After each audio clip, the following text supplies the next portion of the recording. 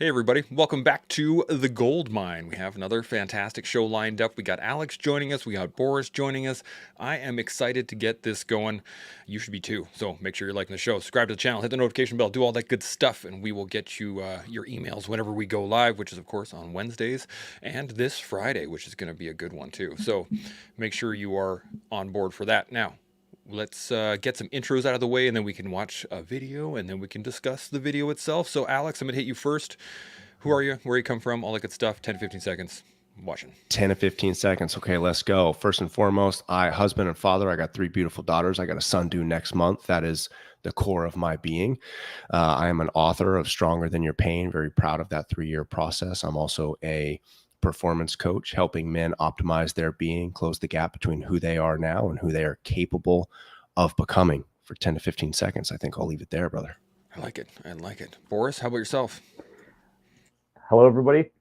Boris Milinkovich. I run a small company called True North Tradecraft. We're a little boutique security consulting firm, and basically we help people of all types escape scary situations at home and abroad. We focus on things like counter custody and restraint escape, self-rescue from bad situations, disaster preparedness, personal security, and situational awareness. I too am an author of 2 books, so a disaster preparedness guide and personal security guide called Negative Space. Had 24 years as a reservist with Canadian Armed Forces, and let's see what else. The time's ticking. We're at 30 seconds. Don't worry. We'll get into it later. Okay. And then a lot of stuff doing stuff outside of that realm. So yeah. Awesome. Awesome. Well, I am looking forward to this conversation. It is going to be a good one. Shaun, how's life out in the mountains for you today? Things are good out here. I like Boris coming in with the boutique. I love that word. You know, that's a word that isn't thrown out often enough, quite frankly, to distinguish or delineate between your standard issue offering and a boutique offering. And I appreciate you throwing out that word. I think it's an important word that isn't, I won't go so far as to say isn't used often enough. It's maybe used too liberally or too frequently, but I appreciate the focus on providing a boutique solution. So I dig it. And it's also appropriate to what I do, because the things that I teach aren't exactly your run-of-the-mill stuff, and it's very boutique, right? Like it's not. I'm not a big company. It's kind of just me and some of my friends that come and help teach from time to time. But yeah, that's boutique solutions for boutique problems, right? Outstanding. I like it. Now we got a few things going on right now, and I am excited. So I have a initial video. Unless anybody has any thoughts or questions that they have right off the top of their head, I have an availability to. Let's just get this started. I'll dive right in. So the first video I really like this concept, and then we can discuss how we feel about it from there. Here we go. When I was a very young actor, and I had to come in this scene. It was a stage play. I'm behind the flats, waiting to open the door. There was an improvised scene between a husband and wife going on inside. And then they got carried away and they started throwing things. And he threw a chair and it lodged in the doorway. And I went to open the door, and I just got my head round. And I said, "I'm sorry, sir, I can't get in." He said, "What do you mean?" He said, "There's a chair there." He said to me, "Use the difficulty." I said, what do you mean?" He said, "Well, if it's a comedy, fall over it. If it's a drama, pick it up and smash it." He said, "Use the difficulty." Now, I took that into my own life. You ask my children. They say, directly, anything bad happens, they go, "We've got to use the difficulty. How can we work? What can we get out of this? You know? Use the difficulty." And so there's never anything so bad that you cannot use that difficulty. If you can use it 0.25% to your advantage, you're ahead. You didn't let it get you down, you know? Bam. I really like that concept. Alex, what are your first thoughts on this? Yeah, I love that. I've been flirting with this explanation between fate and destiny, because I often teach you're in charge of your destiny. And people are like, well, no, like life happens to you. I'm like, well, that's the fate piece. And that chair that was thrown in front of him was fate. It just happened to land there. And when we differentiate between fate and destiny, we realize that fate is what is the hand of cards that you're dealt. You have to learn to play the hand that you're dealt to the best of the ability. And these things aren't going to always be the best hands. There are going to be chairs that are thrown in your way, but recognizing how to use those as a tool to your benefit becomes a skill that you get to learn to do. Because I'll tell you, man, life is far from easy, and we have to learn to be able to play whatever hand is dealt to us that day to the best of our ability. What he just shared with us needs to become a perspective and a skill set that we are constantly looking for, is how can I shift my perspective to use what is placed in front of me to my advantage. And it reminds me of the obstacle is the way, right? Ryan Holiday, that very stoic approach to life of the obstacle that's placed in front of you is what you need to lean into in order to find the skill set that you need to develop in order to better yourself to overcome that obstacle, right? So that was my knee-jerk reaction to that. I love that. I like it. Boris, what are you thinking? I've seen several of those Michael Caine clips, and I really love seeing them because he takes unusual insights from an actor's perspective on everyday life. And using the difficulty, it's a really great point, because when I teach stuff and kind of my way of looking at things is the resiliency to adversity. And using that difficulty, yeah, things are bad, but how can I use that bad? How can I use that difficulty to my advantage? And how can I capitalize on that chaos? And a lot of times, within chaos comes opportunity, and there's the opportunity to do things with it. So if there's a difficulty in your life, how can you best navigate that, right? You don't go, necessarily into the waves or against the waves. You depending on what it is, you align your ship accordingly, and you deal with it and you roll with it. And so I think part of the message, the way it speaks to me, is rolling with adversity as it comes your way, rolling with difficulties, because unless you're dead, you still have the ability to move forward, right? And to navigate things. So I think it's a great mindset lesson, and something to keep kind of focused on as you navigate your life, regardless of the situation. Absolutely.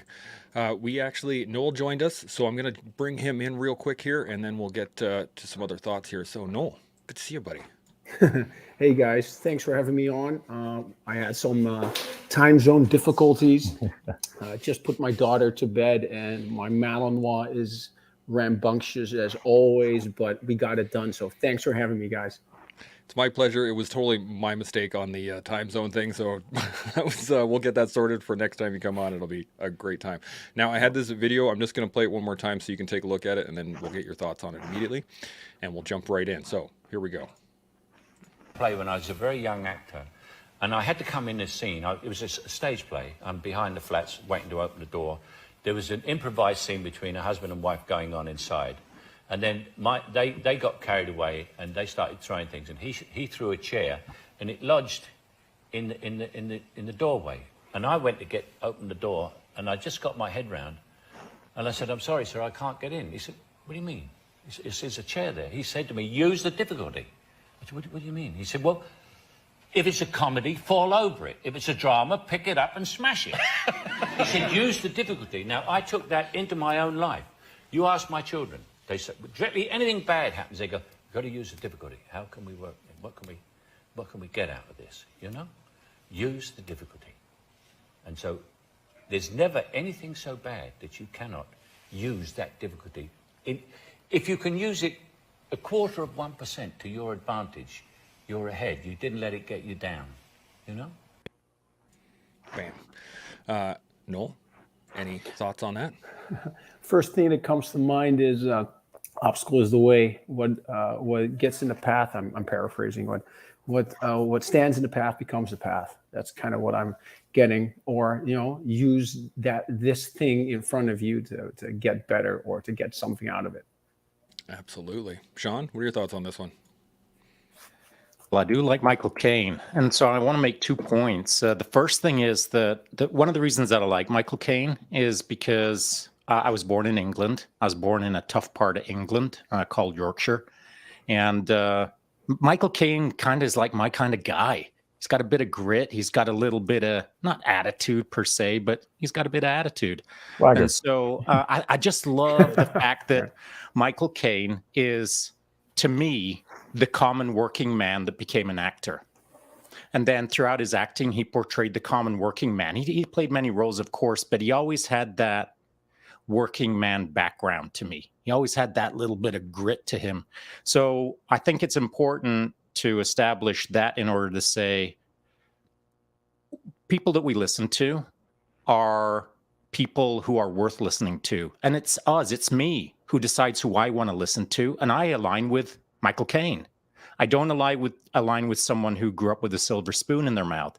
So the message, the deliverer of the message, is sometimes more valuable than the actual message itself. So you choosing the right message with the right person, Chance, totally works for me, which is, a larger conversation that we could build out another time.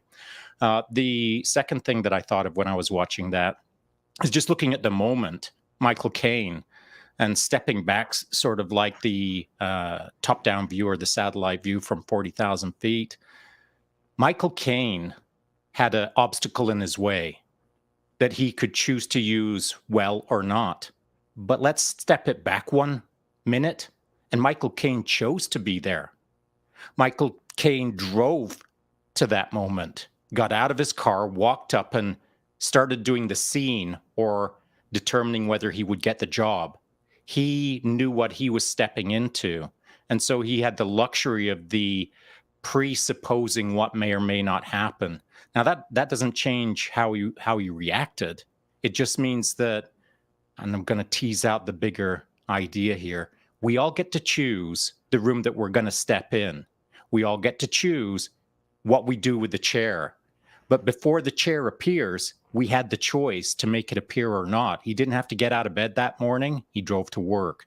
And so when we're talking about these kind of topics, I think sometimes the instinct is to jump straight into the moment and understand the challenge rather than backing out of the challenge and understanding that we shape our challenges by actively driving to them or not. Mm-hmm.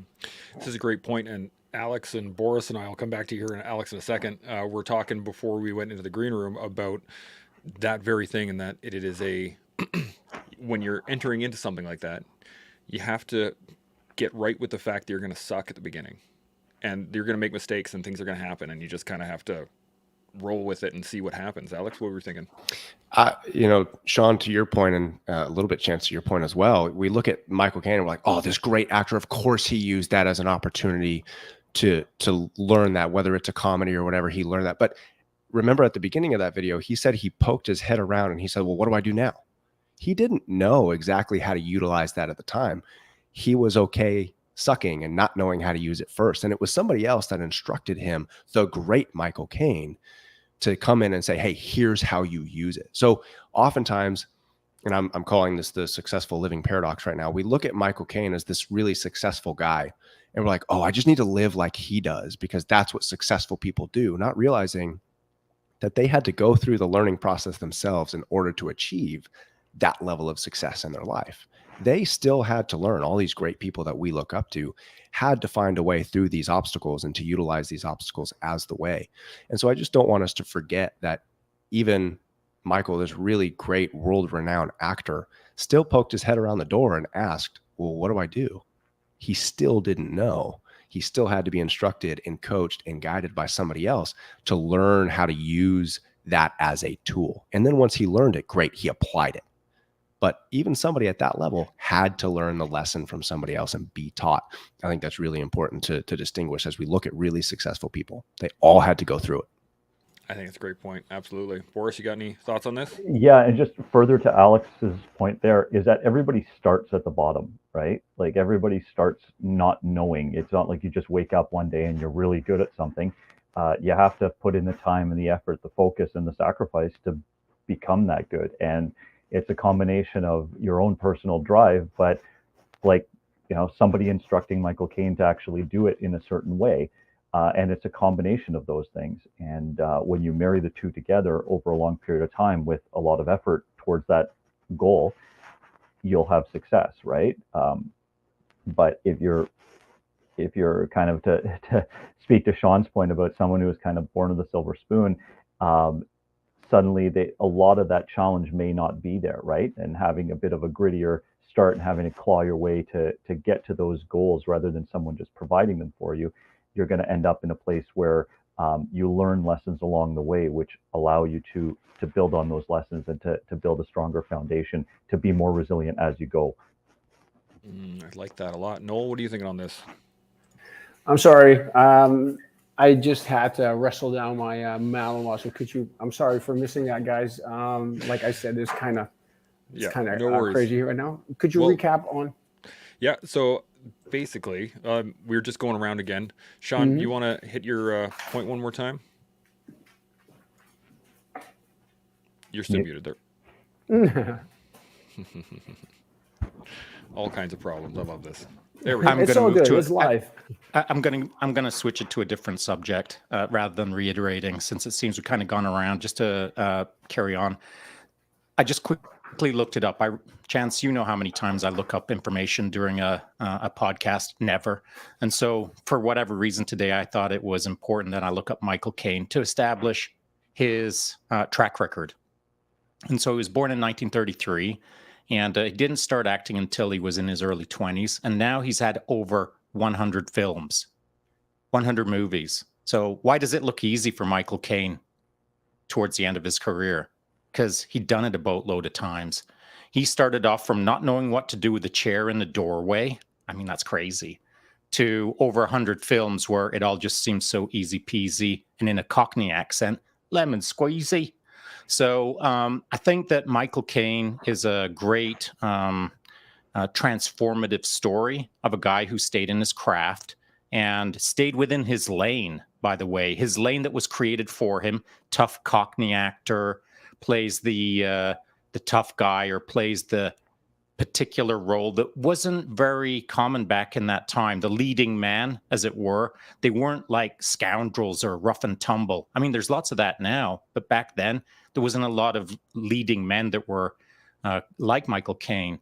And so he came up over 100 films to become a successful movie actor now. But everyone forgets, myself included, that he's done over 100 films to get to where he is right now. That speaks to the requirement for experience. Noel, I'm going to start with you on this one. Any thoughts on that? Yeah, the first thing that kind of comes up is like everybody wants to be the master, but you have to remember that you have to fail like a whole lot of times before you even get going. And the master has failed more often than the beginners actually tried or started. What I'm thinking about is like, for instance, I'm getting back into chess. I'm playing chess once again. So learned chess from 8 to 11 years old, kind of quit on chess, didn't like it back then. And now 30 years later, only like 2 months ago, I started again with chess. And boy, do I suck at it at the moment. But, it's fine, because just right now I'm playing every day right now, doing puzzles every day. And my point is this: do I want to win all the time, or do I want to get better? I'd rather get better. So that means I'm going to lose a couple of games because I'm going to be playing better, better opponents. Might lose to a 7-year-old Indian kid, online, whatever. I still want to get better. But what I'm trying to say is, so Michael Caine, for instance, you see how he acts or how he comes across, how he portrays something, and you're like, oh, he's a natural, no. He just did it a whole bunch of times, probably sucked at it for a whole while, but stuck to it and got better. And I think that is when you see a professional, you're going to see somebody, like, oh, that's amazing how easy they make it look. But we need to remember they sucked for a long time before they even, got to where they are right now. That's what I'm thinking right now. That's a fantastic point. Boris, I'm going to come to you on this next. What are you thinking? Yeah, it really, like, to kind of echo what Noel said, but you're going to learn more from failure than you will from success generally, right? So, and if you're not comfortable with feeling silly or feeling uncomfortable generally, you're not going to learn as much as the other way, right? Some people are introverted or versus extroverted, and some people have no problem getting up in front of a crowd of people to talk versus they want to kill themselves rather than step out in front of that. And I'm kind of the latter. And for years, I'm very introverted, but you wouldn't necessarily be able to tell. But I've done like stage talks and all kinds of stuff and keynote addresses for conferences, and building to that, forcefully putting myself in uncomfortable positions to be able to get better at it. And that over years, and now people are like, oh, you're so extroverted, you're so like, you're such a people person. It's like, no, give me my sofa and like a nice dark room by myself, and just like leave me alone. But that's not how you really grow a business, or that's not how you're successful in my career that I've had with the government, or making friends and connections through the military and stuff like that over the years. You can't build those networks and be successful in stuff if you're not willing to take those steps. And I screw stuff up all the time. I try things and they don't work, but I don't quit. And I think that's the real differentiator between people who will ultimately be successful or find success in some way versus people who don't. It's like, oh, I tried something and it didn't work. I guess I'll just give up, right? Well, it doesn't mean that it doesn't work. Maybe it just didn't work that time or in that way. And, learn something from it, adjust and carry on and try it again until you finally do get it. And that's kind of where my head is at. 100%. Alex, what are you thinking on this? Yeah, I mean, I almost just want to say ditto, but I will say ditto. And then I came across this great quote the other day. A buddy of mine shared it with me, and it said, if you were to erase all of your failures, you would erase yourself. And we have to realize that we are primarily made up of failures. And so I tried to take that. I like to simplify things into a single phrase that we can keep with us in our pocket. And the phrase that I came up with was, don't erase, embrace. As we embrace these failures and we recognize that they are teaching and learning opportunities, we come to appreciate them. And it shifts our perspective on, hey, this isn't a failure. It's simply a learning opportunity, right? Because that's what we're made up of. And it reminds me of baseball, which I'm not the biggest baseball fan, so forgive me for any of you that are. But if you look at a professional baseball player, the ones that end up in the Hall of Fame are batting 300. They're hitting 3 out of 10. That means they're failing 7 out of 10. They're in the Hall of Fame only hitting 3 out of 10 pitches.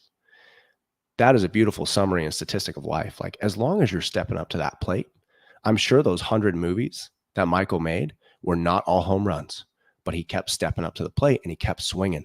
And over time, it got better and better and better because he didn't try to erase those failures. He embraced them, which then taught him how to be better the next time. So I think as we make that shift in here and we say, okay, failure really is just part of the process, let's embrace this.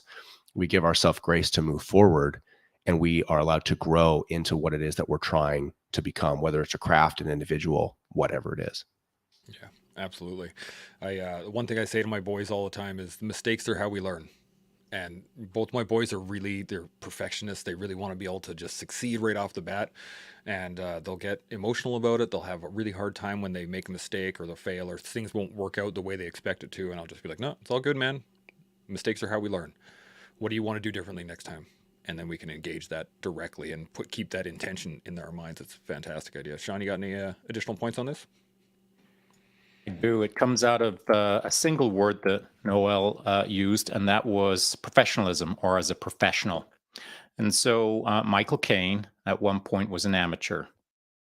And then at some point, he decided to become an actor. And when he started to become an actor, he was still an amateur until he flipped the script in his mind that he was going to become a professional. And so that's the two states that I want to ensure we're highlighting here for a sec is your intention as a human being in whatever you're getting into can either be as an amateur or as a professional. And you can get after things. You can like start smashing on things, crushing it, pursuing hard things as an amateur, or you can pursue it as a professional. And there's no cost to flipping your mind on that. There's no cost to saying to yourself in a split second, screw this, screw amateurism, I'm going pro. And so I think that's certainly a word that can get someone a lot further down the path is start acting like a professional in whatever you're pursuing.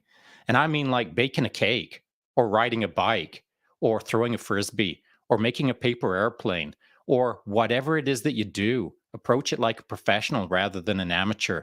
You don't have to have 100 films to become a professional. You don't have to have one to become a professional. You've got to have a mindset to become a professional and act accordingly and find yourself going down the path a lot further. And so that ties into something that I said in my Instagram account yesterday in a post that I put up in my feed. And I kind of tried to frame it this way. A lot of people are talking about discipline right now. So I kind of use two words to play with discipline.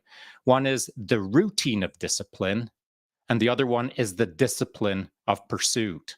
And I find that a lot of people are trapped in the routine of discipline, if in fact they are disciplined at all. They will do the thing that they did yesterday. They'll do it tomorrow. They'll do it the day after, and they'll just do because they'll be disciplined. They'll do their push-ups, or they'll do their chin-ups, or they'll help their neighbor across the street just like they've done for the last 10 years, whatever the case is. It's the habit, the routine with no thought. And so that is different than the discipline of pursuit, pursuing excellence, the relentless pursuit of excellence as a professional mindset. And so you can be disciplined as an amateur and you can be disciplined as a professional, but you need to know what you're being disciplined for rather than just being disciplined. That's an excellent point, Boris. I'm going to come to you on this one. What do you think? Actually, that's a very enlightening way to describe it, Shaun. And I found myself sometimes being in much of that kind of same space where I've tried to focus on the discipline of the routine and following a certain routine every day and be disciplined. It's like, no matter what, I'm going to follow this. But like you say, to what end, right? And the goal that I'm trying to accomplish is sometimes compromised by that type of discipline versus disciplining yourself to achieve the goal. And sometimes that requires some agility and some flexibility, right? But the constant discipline to pursue it and to not stop, not give up, even though if you hit, bumps in the road, even though if you get knocked off track, it's the discipline to not give up. And I think that you make that really good differentiation. And there's a place for both. But I mean, I tend to, look at them separately, like you've described, and you've articulated it very well. So haven't quite heard that before, but it really crystallized a lot of things that have been in my mind, because oftentimes I'll, won't be able to continue the routine so much, but I won't be giving up on the goal itself and ultimately achieve the goal. So it doesn't necessarily look pretty, but it gets accomplished. So that's my 2 cents on it. I like it a lot. Noel, what are you thinking on this? I thought about two things. I really liked how you phrased that. So you have, for me, with the people that I coach at Breda Strength and Conditioning, as a strength and conditioning and performance coach, is the motivation. I'll do it when I feel like it, and discipline means I'll do it even though I don't feel like it. But I like the principle. When you're a pro, I'd say you have like a principle to get better every day, like 1%. But if what you're doing, you're disciplined in, I don't know, getting up at 5 a.m, but you went to bed at midnight. Does that mean you have to repeat that? Is it making you better? Yes, then perhaps you should continue it. But if it's, if you're just in the habit of getting to bed late and getting up early, is it, are you sabotaging your own goals? Just today, for instance, I reposted something from Softlete, and it was, you can't cold plunge your way out of a half bottle of Jack Daniels. And they phrased that really well. And I was like, oh, that's so good. Because, and I'm pretty sure we're in some way guilty of all of this. I'm going to do this because I'm used to this. Or is this just your habit of doing this? Or are you disciplined because you want to get better? So you sometimes have to step back. And to your point, Shaun, Are you professional enough to change your ways? Are you disciplined enough to get better and use the principle of getting better instead of just regurgitating or repeating the same stuff because you're disciplined? I do my push-ups every day. Meanwhile, you have shoulder issues. I do my pull-ups every day. Meanwhile, you tore your bicep.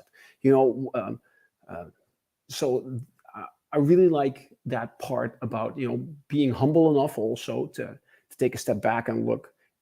Am I being disciplined, or am I just being stubborn? Am I getting better? Yes or no? I love that. That's fantastic. Alex, thoughts on this? Yeah, a couple of things. One, I want to talk about the as if principle, which I'll get to in a second, because Shaun, you alluded to that perfectly. But focusing on this word discipline, just coming off of Noel's pitch here, is that I'm a big believer in the definition of discipline, more so on the Abraham Lincoln side of giving up what you want now for what you want most, which what you want most is often what you want later. And I think that part of knowing that your action, that the action that you're taking is in the right direction, is in fact knowing what you want later, right? So the action that we take could be for our benefit, could be for our detriment. It depends on where we're trying to go. So we need to know who it is we're trying to become, what it is we're trying to accomplish, to ensure that the action that we're taking in that moment is the right action to get us where we want to go. That then leads me to the as if principle, Shaun, that you alluded to, where we're talking about Michael Caine's flip that switch from amateur to professional. And a lot of us have heard the term fake it till you make it, which I hate because it kind of brings up some imposter syndrome that we feel, right? I really, really dislike that. And the as if principle is a principle that states you visualize what it is you're trying to become, who you're trying to become, and you act as if you are that person now. So in that, you remove that imposter syndrome of, oh, I'm faking it until I become that. I am simply making the decision in this moment to flip that switch and act as if I'm already the desired being that I'm striving to become. And then that discipline falls into place, Shaun, that you alluded to the process with the purpose that it's attached to. Because now the actions that you take, acting within the as if principle, are directed towards the outcome that you are trying to achieve. It's not just a simple good action for the sake of a good action, which, by the way, isn't a bad thing necessarily. But when it's attached to that purpose that you're acting within that as if principle that you're attaching yourself to, great, now you've got a plan. And now you can execute on that plan. And now you can stay committed to it because it has purpose. So I really like that as if principle that you had mentioned, Shaun, of like, you act as if, make that switch in here, act as if you are already doing what it is you want to become, and then make sure that the actions that you're taking to become that person are reflective in that person that you're trying to become.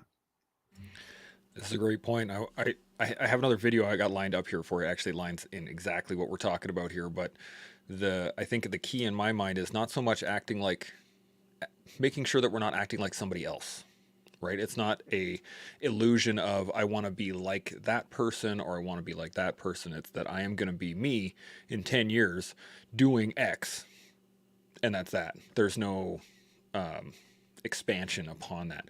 Now, before I hit this video, any other thoughts on this before we dive into it? It follows along the same path, so as long as everybody's good, we'll I'm not sure what the video is going to be, but I will say this: the timing on those two positions. So believing that you're capable of doing what you're doing. So punching forward 10 years into the future, visualizing who you need to be, and then coming back to today and acting accordingly as if you are. And that's not faking till you make it, which I freaking hate. I hate that whole fake it till you make it.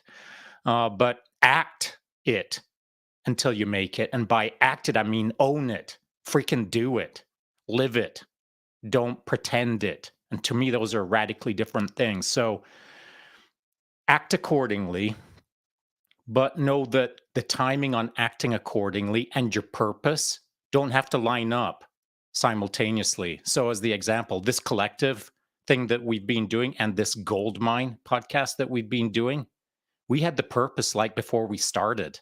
The purpose of the podcast was already carved in stone before I got in front of a freaking microphone. And several hundred podcasts later, my purpose hasn't changed. It's just that my belief in myself has been reinforced over hundreds and hundreds and hundreds of, in my head, failures in front of a microphone, until finally I start to feel a little more comfortable with my own freaking imposter syndrome, which is 1,000 out of 10 on a regular basis. So to me, your purpose and your self-belief can happen at different times. It can be flippity-flopped. It can be as a three-dimensional construct. You could have it all in place, and then a year later, bang, one bounces out of the construct and you're left scratching your head and struggling. So I just wanted everyone to understand that there's no precise timing on these things. There's only being aware of these things and then trying to shape them accordingly. Well said. 100%. And as it says on our mugs, you just got to do your best, man. That's really all it is. But I'm going to put this video up here and then we'll discuss it. So here we go. You're going to get lost. Lost in the world of your thoughts that sometimes have nothing anymore to do with how life for you really is. You live in a dream world. You live in a fantasy world.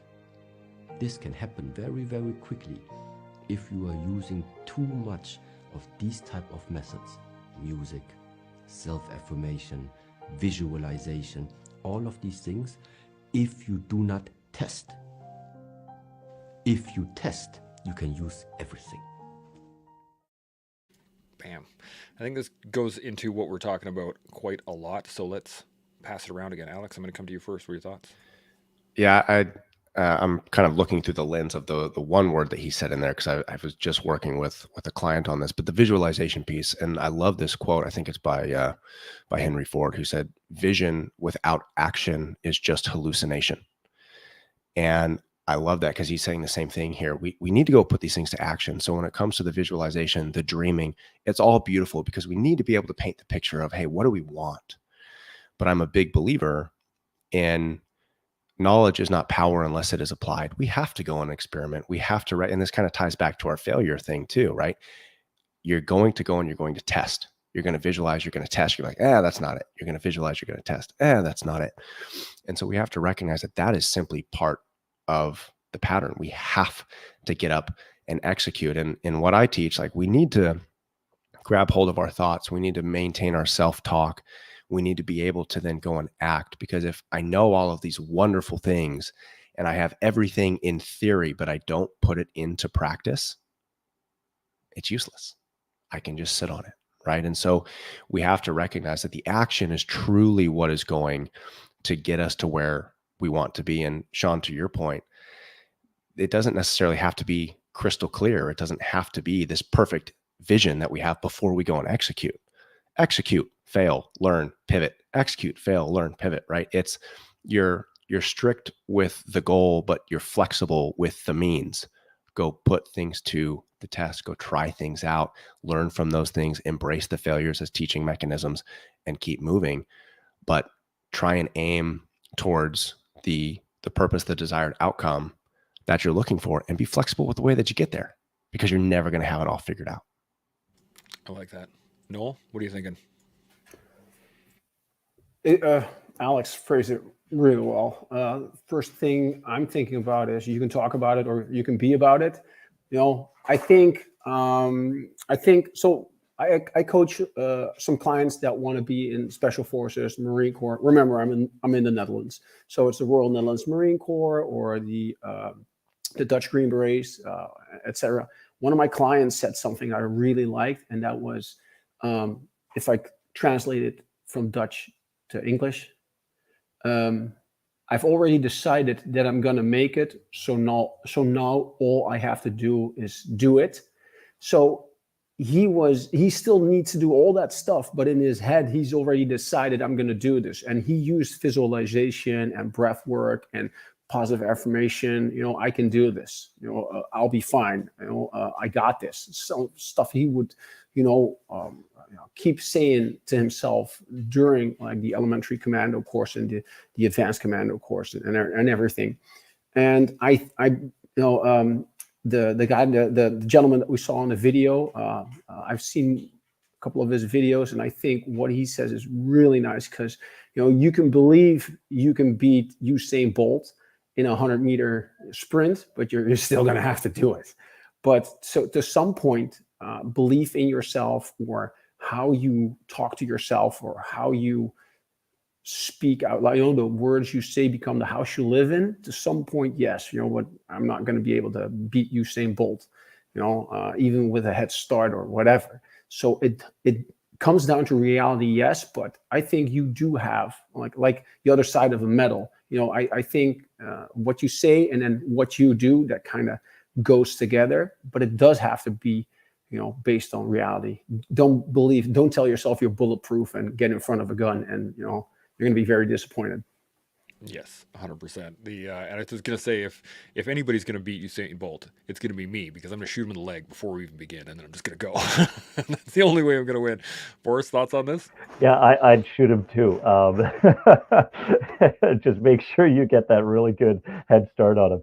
But yeah, like tempering expectations on things, Noel and Alex both said it. Like, you can visualize all you want, and you can have these fantastical ideas, but if you're not going to actually do them, you won't get anywhere. Like Alex, it's like writing a book, right? It's quite the challenge, and I've got 2 done. I just finished the 3rd that I'm doing the final bits on, and I'm working already on a 4th. And I've got entire big, notebooks full of ideas and concepts and little scraps of references and stuff like that, which mean absolutely nothing until I've actually collated it all, put it together, organized it, and then typed the hell out of it, and put it onto paper, and then gone through the process. And I remember when I wrote my first book, some people I knew were like, "Oh yeah, it's not a big deal. I could do that." And I'm like, then write a book. Go ahead. Like, don't.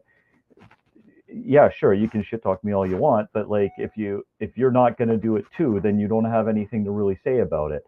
And to this day, some of those people still are like, yeah, well, it's not, it's not that big of a deal. They're only about 120, 150 pages each. Okay, then do your own, right?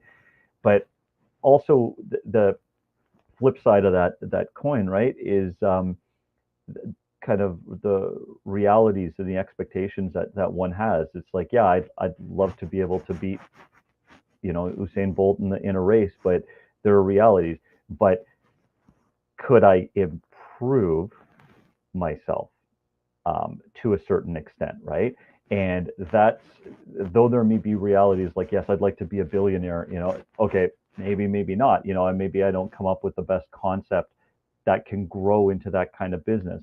But can I be more successful than I am now? Can I grow in that direction? And the answer is yes. If I want it, then I can apply myself, I can learn, and I can apply those lessons, and I can continue to grow. So I think that, tempering our expectations with some realities, but also, like Noel said, the guy's already decided that he's going to accomplish something. It's just, how is he going to get there? And the accomplishment is very doable.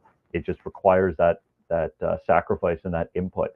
And oftentimes people aren't willing to do that, and so they'll just sit there and complain that it wasn't done, right? Or they life passed me by and I wasn't able to get it. But was it on their list of things to do as far as sacrificing for it?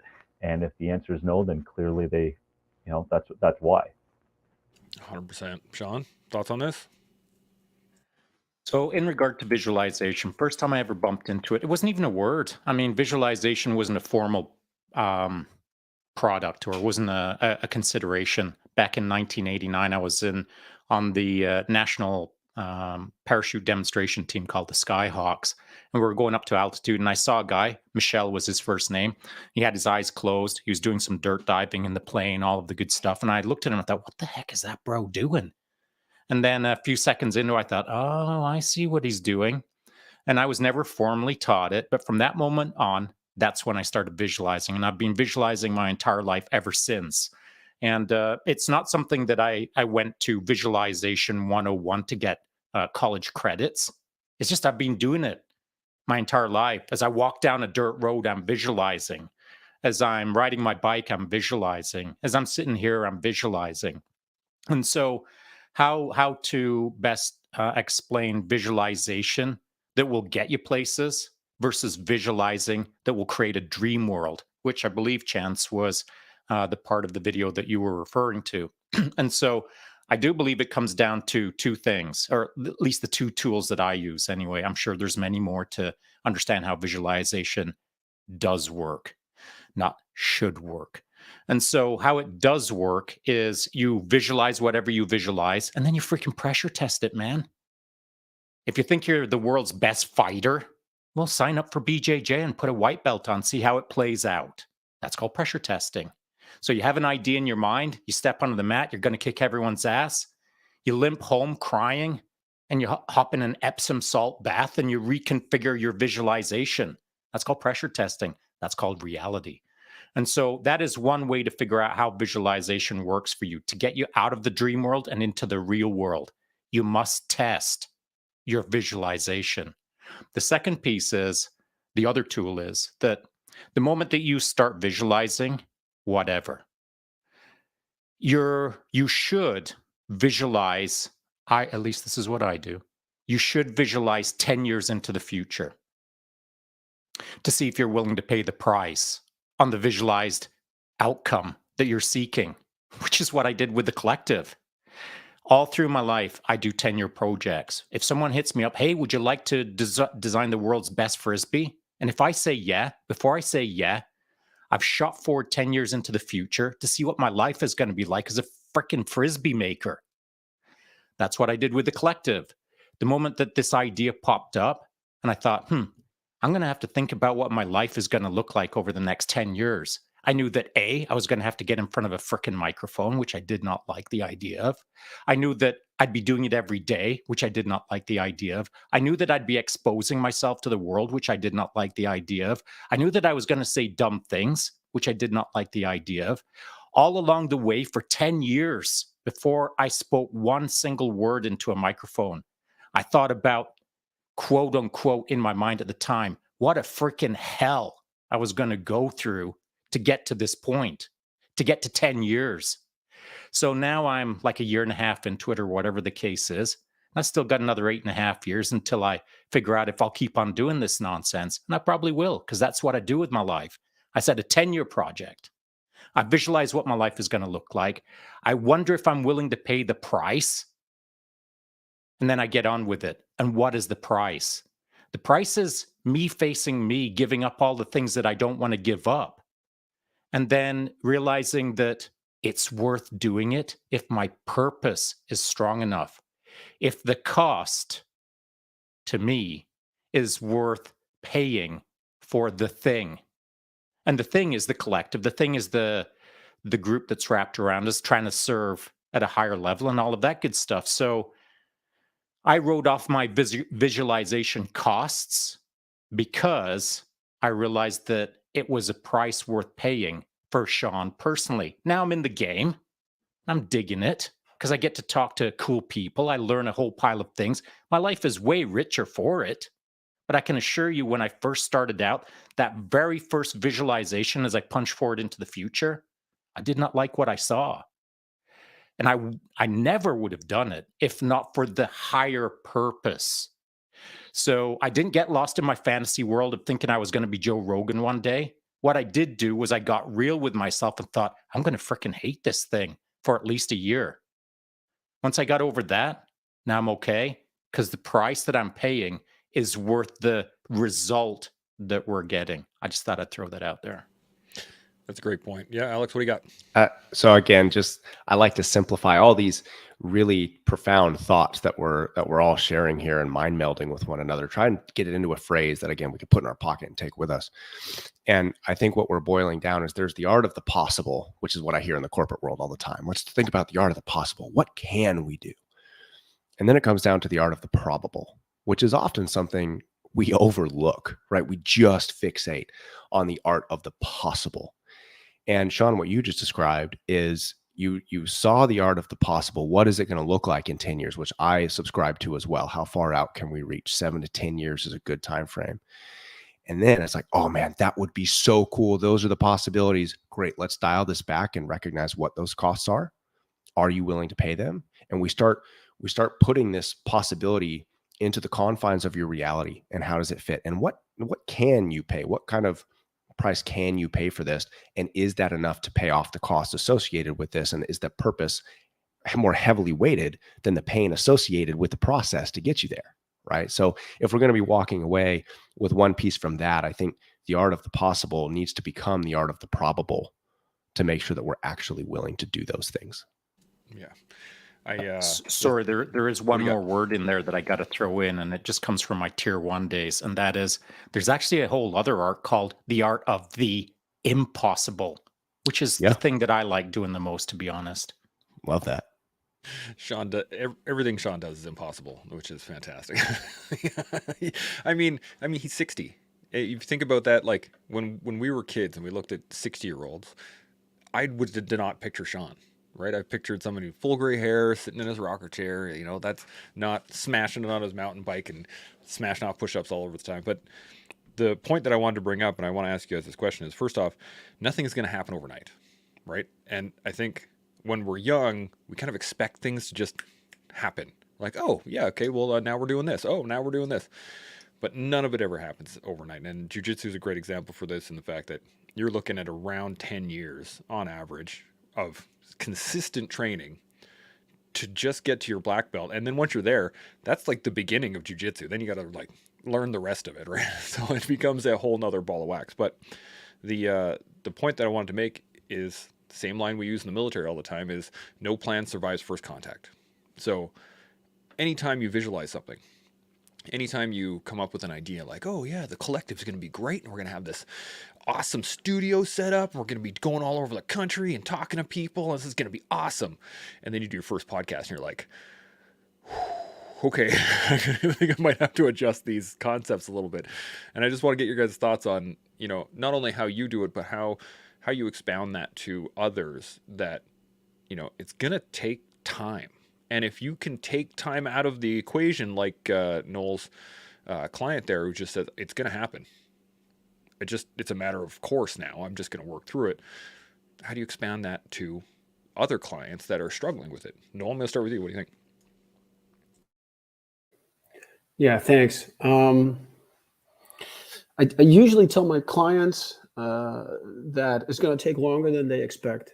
Because like you mentioned, like, young people, folks slightly younger than me, I'm 44, and I'm coaching like between 18 and like 25-year-olds that want to be in our Dutch tier 1 units, like the Marsof or Dutch Special Forces, Green Berets, our Green Berets. And I'm like, I try and make a point to get to graduation of all my clients. I currently have like 40 clients that have made it to their beret, and they'll see like a picture of me with the client, and everybody's like, oh, I want that too. I tell them, like, you do realize that it's 2.5 years of their hard work and coaching from my end, but a lot of their hard work to get there, and that's their foot in the door, and now they have to earn that beret every single day for as long as they're at that unit, or even after they leave, right? Because if you screw up, it doesn't say, Noel Brand, it says former Marine, blah, blah, blah. You have to earn that every day. So what I'm trying to get to is, it takes longer than you think. And what you said, Chance, was really nice. Like, I coach a couple of BJ athletes that do really well. And one's a brown belt, one's a black belt. And I got 2 purple belts. And it's like, how long does it take the average person to earn their Brazilian Jiu-Jitsu black belt? Well, the average person doesn't earn their black belt because the average person doesn't take the time, 3-4 times a week, hour and a half, 2 hours every time, seminars, courses, traveling, going to Brazil and doing that stuff. They don't want that. They want to be that. They don't want to become that. I have a gym. My strength and conditioning gym has been around for 13 years this year. I remember, starting with nothing and going like, oh, I'd love to have a certain, gym one day, but it just takes a lot of time, and it usually takes longer than than you think or you'd hope for. And I'm pretty sure everybody in this chat or in this group and everybody's listening is like, oh yeah, I remember. I think that was going to be a breeze, and I'd reached that way early. Like it'll take me 2 years, whatever. And meanwhile, you're like, I'm 5 years deep, and I'm still not there yet. 100%. Alex, what are you thinking on this? You know, it's funny. I think I made a post on this yesterday, and I kind of along these lines of visualization and everything that we're working for.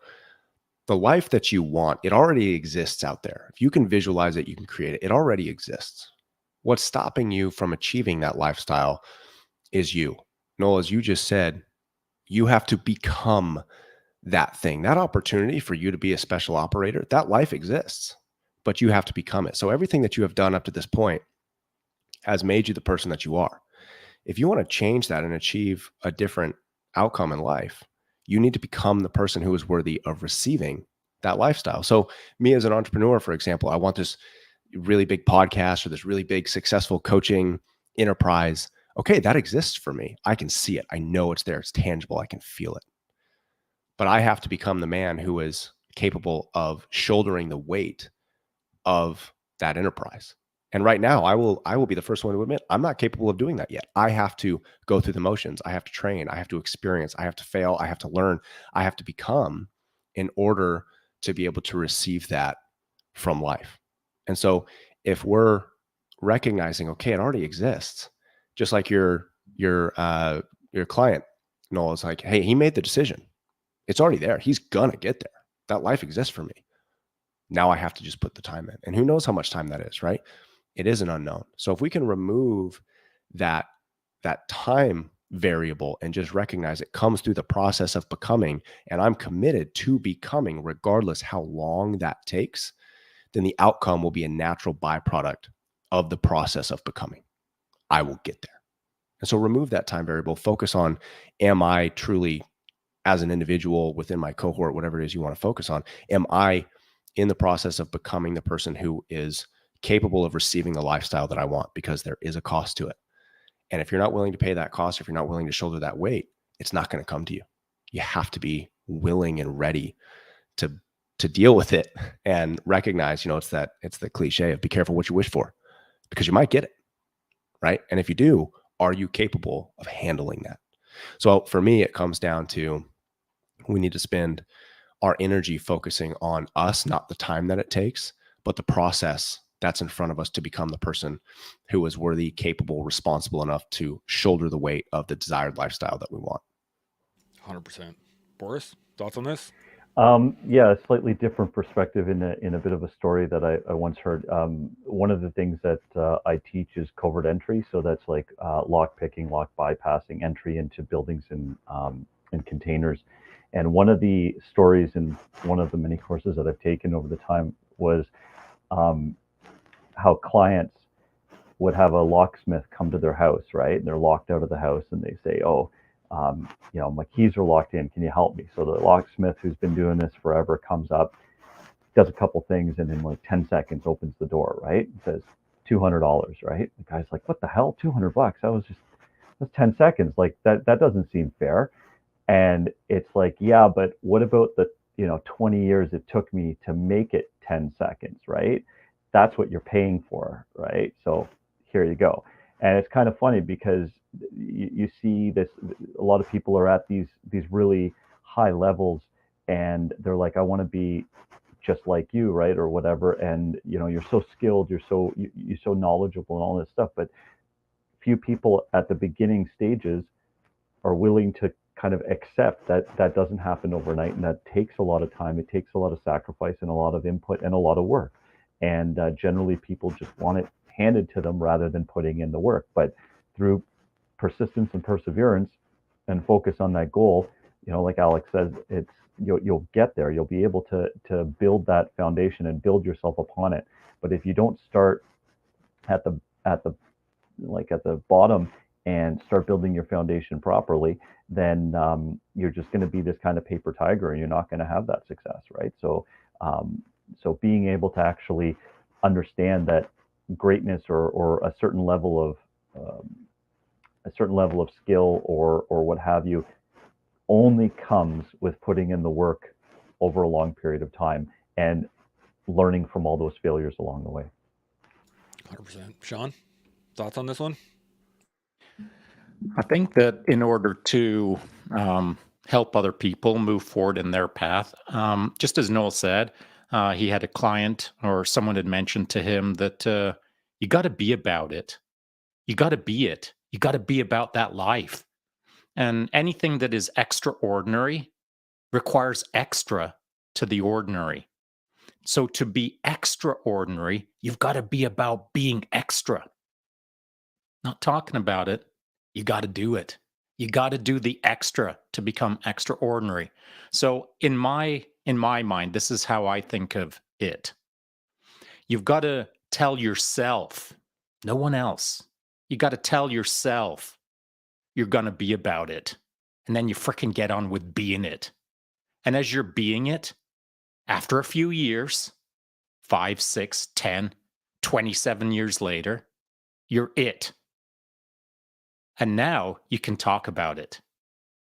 So tell yourself what you're going to be, then be it, and then start talking about it.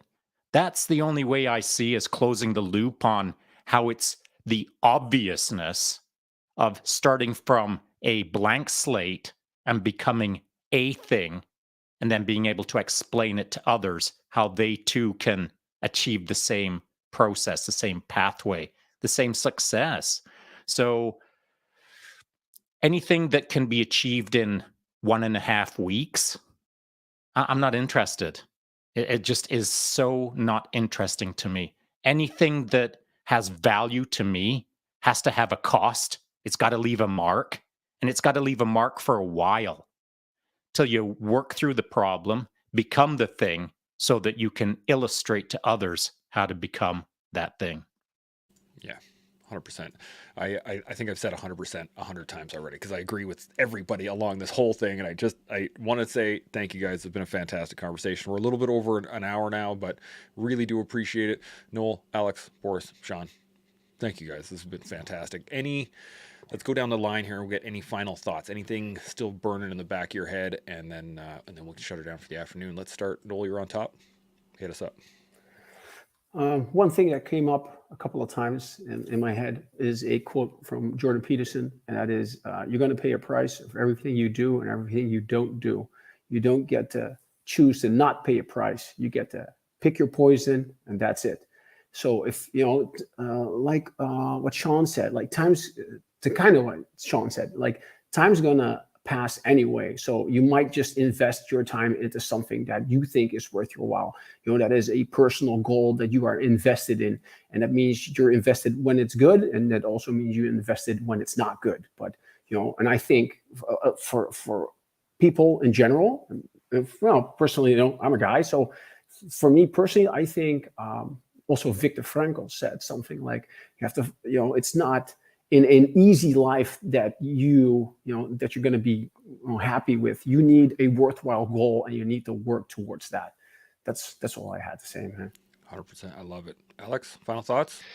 Final thought, man, is just one of gratitude. I think that this is what it's all about. I wouldn't be able to leave this without expressing my gratitude for you guys, for the listeners, for the community that is involved in these type of things where we get together, we mind share, we explore, we grow, we, as I use the term, we forge ourselves right into better men, because I think that this is what we need more of. We need more community. We need more focus on how we can become better, and recognizing that the gratitude in the struggle, right? And recognizing that we just need to lean into it. The obstacle is the way. So I appreciate all of you guys. I appreciate what you're doing.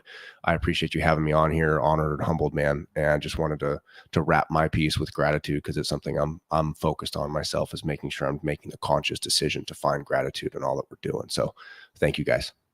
Outstanding. I love it. Boris, final thoughts? Alex, you said it really well. I echo that. I just thankful for the opportunity to come with to this forum and share it with such a great group. And whenever I see the posts and the guests that you have on here, Chance, it's like it pushes me to kind of stay focused and keep doing more. And the same thing with you, Shaun. Like your posts, your attitude and kind of your message is of excellence, and to keep striving towards it motivates me, because you're not always going to be at your best, and you're not always going to be 100%. But this kind of community and like-minded people that are constantly putting out supportive messages to one another, speak to one another in that way, and just keeps the train kind of going. So yeah, thank you to everybody. And Noel, I'll be touching base with you offline at some point when I go to Pennekoken in Amsterdam in the near future. So I'll say hi when I'm around. Everybody's invited when they're coming to the Netherlands. Yeah. Come to my gym. You know, I'll take care of you. I'll give all you guys a tour. And also, thanks. I wanted to say thank you also for being on. Absolutely. It's our pleasure having you. Seriously. I get to sit in my basement and have awesome conversations with people like this. This is wicked for me. Shaun, you got any final thoughts? I do. I just, of course, I'm going to reiterate what everyone said here. Every day I'm thankful for getting to talk with rad people in front of a microphone, or sometimes I just want to shut up and just listen, but that's not how podcasting works, apparently. So I'll throw this out as a different tangent, a different avenue to wrap things up. I have said that I'm 60 years old now. And at 30, I didn't think I was going to make it to 31. My life was fairly dynamic and the tempo was fairly quick. And so I just didn't think I was going to live ever to 60 years old. So I've doubled my expectations. And so that's the word to the wise right now, boys, is look at your watch and think about, like, what's it gonna look like 30 years from now? Not too many people believe that they're gonna hit 60. They just think that they're looking to their next birthday. Well, see the big view, see the big journey ahead of you, which is several more decades in front of you, and visualize what you want out of it and start working towards it. Doesn't mean that you got to go a million miles an hour and accomplish your lifelong, for the next 30 years, dream by the end of the weekend. Just see what you want to see and then start doing what you want to do to get there. Yeah, 100%. I don't have a whole lot to finish off with, but I can tell you this, that when I was sweeping for landmines in Afghanistan in my 20s, I never thought I was going to make it to my 30s, let alone my 40s. So it's all unexplored territory right now, and I'm loving every moment of it. Now I'm going to finish this off with a question to the interwebs, and I want you guys to think on this, ponder it, answer it to yourselves. But if what you want was given to you right now, could you handle it? And with that, continue to learn, continue to build, and continue to grow. We'll see y'all next week. Chimo.